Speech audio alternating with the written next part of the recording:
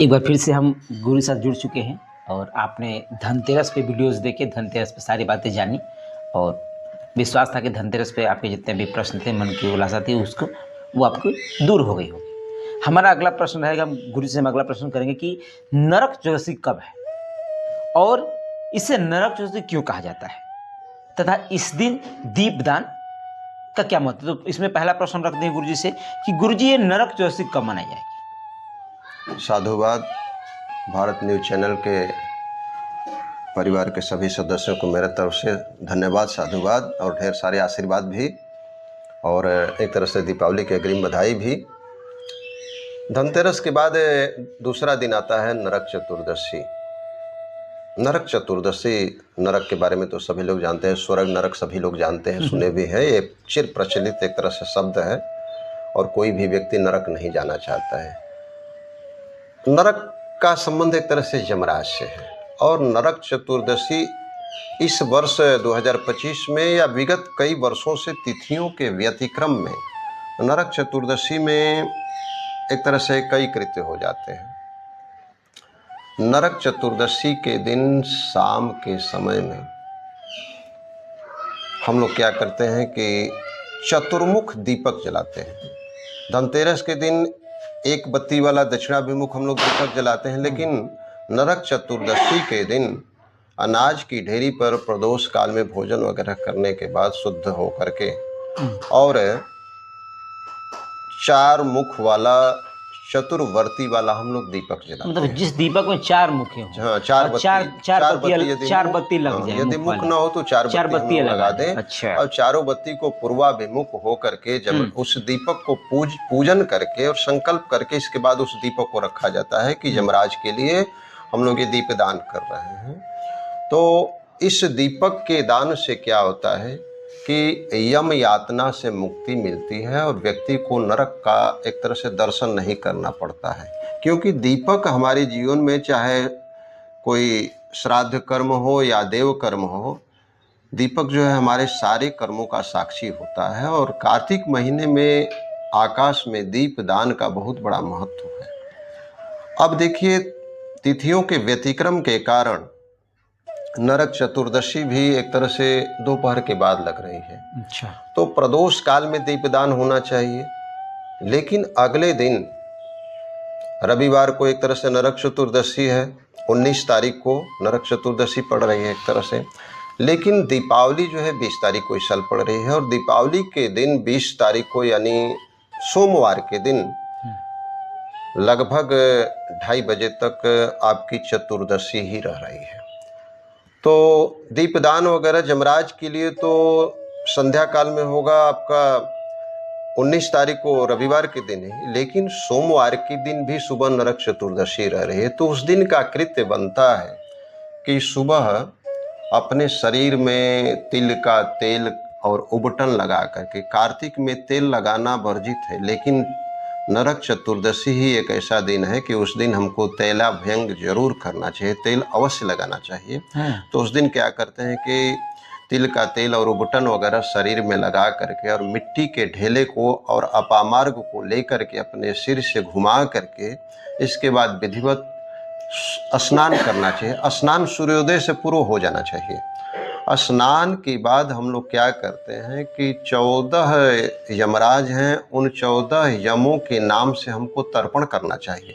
तर्पण में सावधानी ये रखनी चाहिए कि दक्षिणाभिमुख हो करके दोनों अनामिका उंगली में पवित्री धारण करके, दाहिने हाथ में 2 कुशे की और बाएं हाथ में 3 कुशे की पवित्री धारण करके, और सफ़ेद तिल और काला तिल दोनों रखना चाहिए, क्योंकि धर्मराज देव स्वरूप है तो यमराज पितृ स्वरूप हैं। तो सफ़ेद तिल और काले तिल को ले करके और 14 यमराजों के नामों से 3-3 अंजलि जल उनको देना चाहिए। इसको हम लोग यम तर्पण बोलते हैं। यम तर्पण से क्या होता है कि हमारे पितरों को सद्गति प्राप्ति होती है और नरक दर्शन हमें नहीं करना पड़ता है। तो ये रहे आपके नरक चतुर्दशी के एक तरह से कृत्य। एक बार की बात है कि भगवान वामन को बलि राजा ने एक तरह से 3 पग में अपना सिर भी दे दिया था। भगवान वामन खुश भी थे। भगवान वामन उनसे बोले कि मैं तुमसे प्रसन्न हूँ, तुम एक तरह से वरदान मांगो। तो उन्होंने वरदान भी दिया कि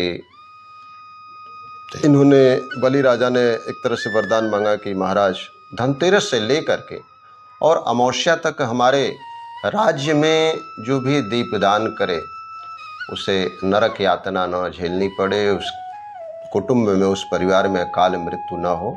तो भगवान वामन ने उन्हें तथास्तु कहा। तो उसी दिन से त्रयोदशी, चतुर्दशी और अमावस्या के दिन एक तरह से यमराज के लिए दीपदान की प्रथा भी प्रारंभ हुई।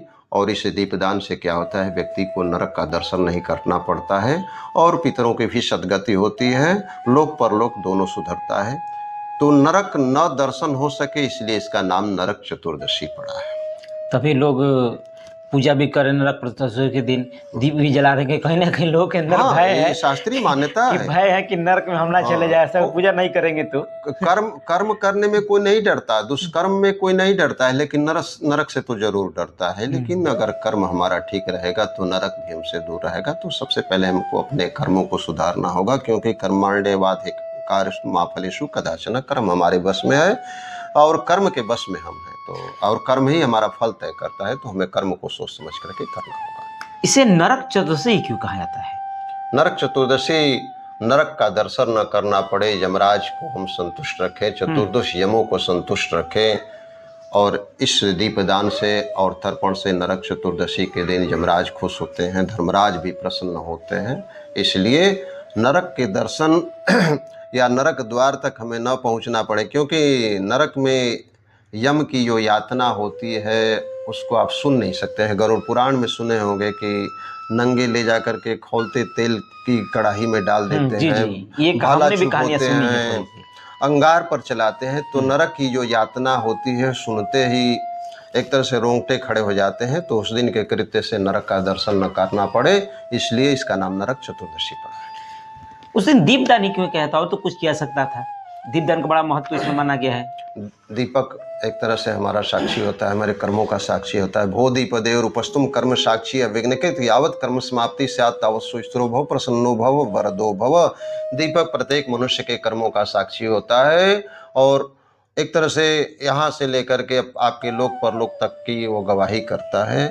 और दीपदान के बगैर किसी भी कार्य को शास्त्र में हमारी करने की अनुमति नहीं है, इसलिए उस दिन दीपदान करने के बाद ही हम कुछ करते हैं। और दीपक जलाना एक तरह से शुभ माना जाता है। यहाँ तक कि भगवान राम भी जब लौटे हैं तो कहा गया है कि उनके खुशी में अयोध्या वासियों ने घी के दीपक जलाए। दीपक जलाने का मतलब प्रसन्नता व्यक्त करना, खुशी व्यक्त करना, आनंद मनाना। तो दीपक हमारे जीवन में अनिवार्य है और अनिवार्य रहेगा।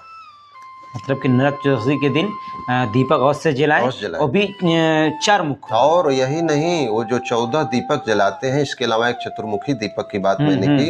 ये 14 दीपकों को जलाने के बाद सवाल उठता है कि उसको हम क्या करें। 14 दीपकों को जलाने के बाद उन 14 दीपकों को 14 स्थानों पर रखना चाहिए। जैसे अपना घर का मंदिर हो गया, अच्छा, गांव का देवालय हो गया, उसमें एक भिजवा दे, चौराहे पर एक रखवा दे, गली में रखवा दे, तुलसी के पौधे के पास रखवा दे, गौशाला में रखवा दे, छत पर रखवा दे, चारदीवारी में रखवा दे, बाग बगीचों में रखवा दे, कुआं के पास रखवा दे, बावली के पास रखवा दे, जलाशय जितने भी हैं उन जगहों पर हम रखवा दे। इन 14 दीपकों को 14 जगह पर रखवाने से क्या होता है, हमें पुण्य मिलता है। तो वो 14 जगह पर जलाना चाहिए। हाँ, 14 जगह पर रखवा देना चाहिए, एक जगह नहीं। अच्छा, ये नहीं कि 14 दीपक कई जगह हम जला दिए, जला करके इसके बाद उसको रखवा दिया। अच्छा, जला वही में जला करके तब वहाँ रखवाएं, मतलब वहाँ जलता रहे अलग अलग जगहों पे। हाँ। ऐसे नहीं कि मैं कहीं जगह, कहीं टेबल पे, कहीं जमीन पे उसको जला करके हम रख दें 14 दीपक, ऐसा नहीं करना चाहिए। जी। और ये भी ध्यान रखना चाहिए, चाहे धनतेरस का जो दक्षिणाभिमुख दीपक हो या चतुर्दशी का जो जम वाला चतुर्वर्ती वाला दीपक हो,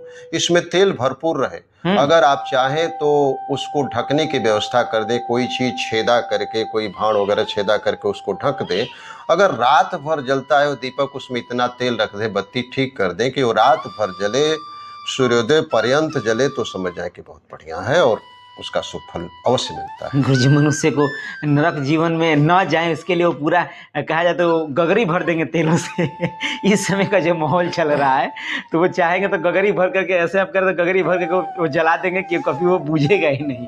लेकिन जिस तरीके के जो कलयुग का जो प्रकोप चल रहा है पाप करने का, ये थोड़ा सा इसलिए लोग डरे हुए हैं। पूजा पाठ भी थोड़ा सा मन से लोग कर रहे हैं। और लोग परलोक किसी से सुधरेगा भी, पापों का प्रायश्चित है, अज्ञानता में किए गए पापों का प्रायश्चित है।